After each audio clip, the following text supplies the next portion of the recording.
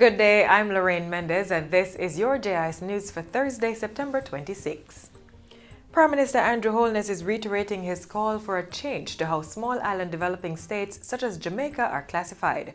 Mr. Holness asserts that Jamaica's classification as an upper middle income country locks the island out of loan consideration and access to financing that would assist the country in attaining the Sustainable Development Goals, SDGs. This challenge poses a real threat to the hard-won gains generated by our responsible stewardship of the development process. I therefore urge development partners to redouble their efforts and contribute resources for the delivery of the 2030 Agenda. We also encourage UN member states and the UN development system to continue fostering an enabling environment for meaningful and durable partnerships for the benefit of all. No one should be left behind. Prime Minister Holness made the call Wednesday at the 2019 Sustainable Development Goals Summit at the 74th United Nations General Assembly in New York. The summit considered the findings of the Global Sustainable Development Report titled "The Future is Now: Science for Achieving Sustainable Development." Authored by 15 independent scientists, the report shows the linkages of the 17 SDGs and how achieving one may impact other goals. Mr. Holness says the report is intrinsic to Jamaica's development efforts. He told the gathering that the principles of good governance and accountability are institutionalized in the Jamaican public sector. He says the state has also revised its fiscal policies, social protection systems, financial sector regulations, and trade policies to align with new realities. The National Water Commission, NWC, will be writing off the debt of some customers who have been severely affected by the recent drought conditions. The total write-off will be in the range of $100 to $150 million. Minister without portfolio in the Ministry of Economic Growth and Job Creation, Senator Pernell Charles Jr., says the bill redemption will be done under very specific conditions and procedures. The NWC will be collaborating with JSIF to deliver a debt write-off to residents of the most hard-hit communities. And so far, the NWC has written off in excess of $50 million from these communities. Minister Charles Jr. was addressing a press conference on Tuesday. For his part, NWC President Mark Barnett says customers who will benefit from the measure will be notified through the agency's revenue department. He says a database already exists with the affected customers, therefore persons do not have to visit the NWC offices. We're giving the customers the opportunity to start afresh with the NWC, meaning whatever balances they may have on their bills, the change in infrastructure, we will be writing off those balances, but it will be focused in certain communities, and there are certain criteria that would have to be met. Your driver's license will soon have additional security features to prevent fraud. Transport Minister Robert Montague made the disclosure during Tuesday's sitting of the House of Representatives. As part of increased security measures, Minister Montague said driving exams will be digitized and drivers will be assessed periodically.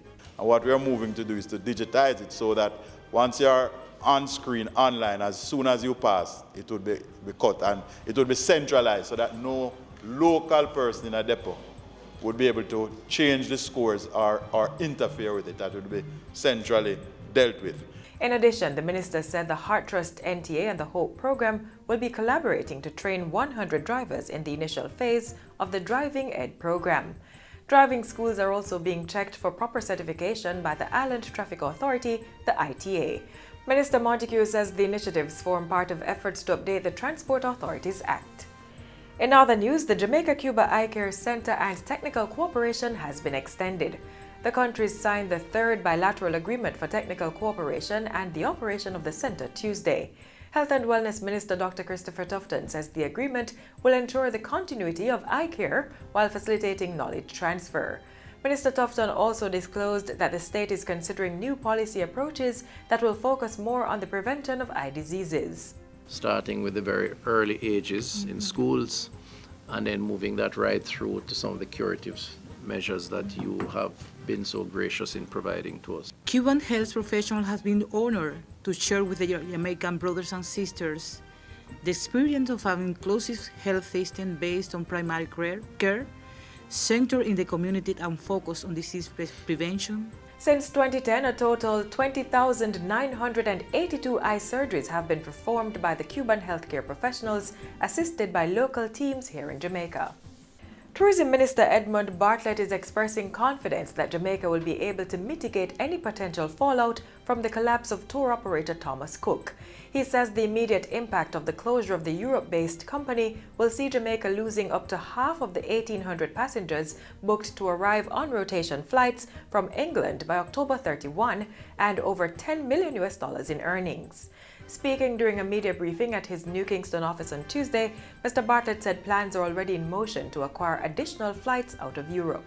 The good news for us really is that we have that resilience in terms of the outreach of our marketing activities. Beyond that, the relationship we have with the tour operators and the airlines, and so we're able to nimbly move around beyond the 6 flights that Thomas Cook should bring out of Manchester. We will be fairly well protected for the other rotations that would have to come. The tourism minister is now in London, England for this week's Jamaica travel market. He is expected to meet with industry officials and negotiate for more seats out of Europe in the absence of tour operator Thomas Cook. And finally, the Ministry of Tourism has launched a $100,000 fund to assist with recovery efforts in hurricane-ravaged Bahamas. The fund was established through the Global Tourism Resilience and Crisis Management Center. Tourism Minister Edmund Bartlett says the fund is one of the outcomes of a recent mission to the UNWTO General Assembly in Russia. Mr. Bartlett at the UNWTO General Assembly lobbied the members for support for the Bahamas following the devastating effects of Hurricane Dorian. We are doing that on the basis not just of being part of the group that's providing supplies. No, we are doing it to build capacity. It's about enabling the building of capacity to deal with disruptions. The Jamaica Hotel and Tourist Association has also contributed $20,000 to assist in relief efforts through the UNWTO and the Center. Minister Bartlett made the announcement Tuesday at a media briefing on the status of the tourism industry. And that's it for JI's News Today. I'm Lorraine Mendez. Thanks for watching.